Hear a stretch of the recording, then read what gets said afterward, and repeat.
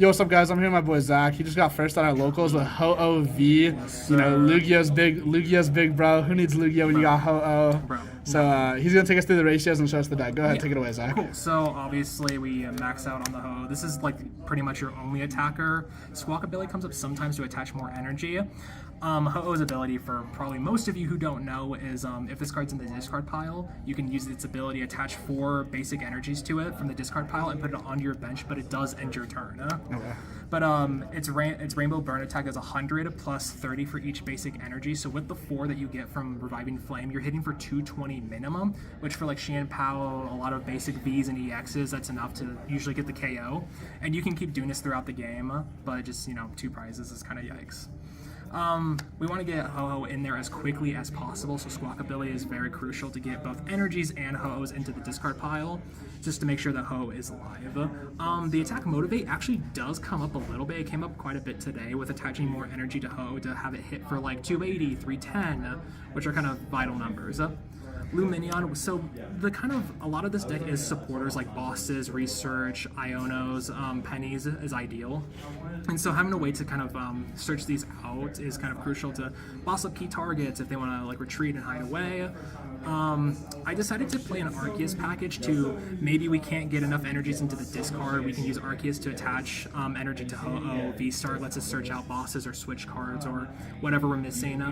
For the kind of one-ofs, it's Gren, Mew, and Diancie. Diancie can protect us from boss turn 2. So we put the Diancie in play, Ho-Oh on the bench. They can't boss it up. Mew to search out our items. Gren, obviously, energies in the discard and draw power. Are you looking for the best possible drip? I know I always am. That's why I've partnered with Into the AM in order to bring you the best deal on the market for the best quality in shirts and tees. My tees from Into the AM are some of my favorite ones. Not only do they have an amazing design, but they also feel better and fit better than any other tee I own. I struggle finding shirts that fit me well, but now I don't have to worry about that because I know that any shirt I get from Into the AM will fit me well and look drippy.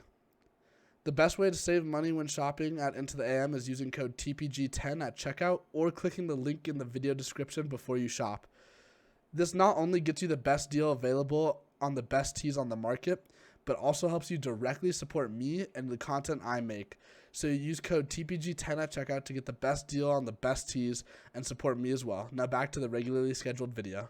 2 Pokestop and a Cycling Road. Pokestop is never really a bad thing. We always want Ho-Oh or energies into the discard pile, but if we hit items, that's even better. Cycling Road is basically just a worse Greninja. For Ultra Balls, we want to discard a lot of our Ho-Ohs and energies, so like we don't really care about pitching 2 to search out a V-Star, a Luminion to get us to any kind of supporter. This is probably where the most cuttable things are these Nest Balls. There's not really a whole lot we want to bench, except for maybe Squawkabilly, Gren, and maybe Mew. So if you're looking to cut for space for other things, I would start here. So we played 2 Switch, to kind of, if they want to boss up like Luminion to trap it, or whatever, if something gets trapped in the active, or Ho-Oh's low, we want to bounce it back to hand, we can switch out of there. Since we are discarding a lot, we tend to lose supporters quite frequently, so being able to shuffle back bosses, research, pennies, what I have right now is a Sharon's Care, so being able to do that is pretty crucial. Trekking Shoes just for more discard and kind of consistency. So getting into the supporters, it's going to be 4 Professor's Research. We really want to go through our deck as quickly as possible to really load up our discard pile. Boss's Orders, this is kind of the main targets for Pal Pads because we want to be able to be sniping or pulling up those 220 targets. Maybe they'll 220, they'll retreat to the bench, we'll boss them back up and kind of knock them out. And then we round off with an Iona and a Sharon's Care. This is what I would really want to replace for Penny. Sharon's Care does apply to Ho-Oh and Squawkabilly if they're becoming prize liabilities, but Penny really does allow you to do it with Luminion and any other of your Pokemon, so I would definitely replace this with Penny.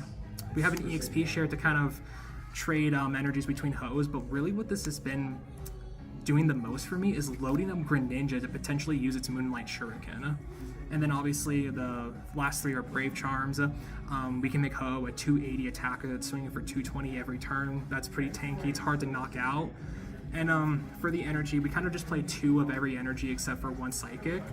And then we play the 2 DTEs for Arceus so we can use it. But yeah, that's about it. For the matches today, I think honestly I wasn't considering using Greninja's attack with EXP share until today, and honestly it is such a good strategy in WinCon that I would really recommend that, like, if you have the option to and you don't prize a water energy because you only have 2, definitely be on the lookout for it, because it can really help in those single prize matchups, because that's not a very equitable prize trade for you. So it's definitely something I would look out for. It's a really fun deck. It's really turbo, sets up really quickly. But yeah, I think that's about all I had for you. Awesome. Thank you, Zach, and congrats on your win. Thank you.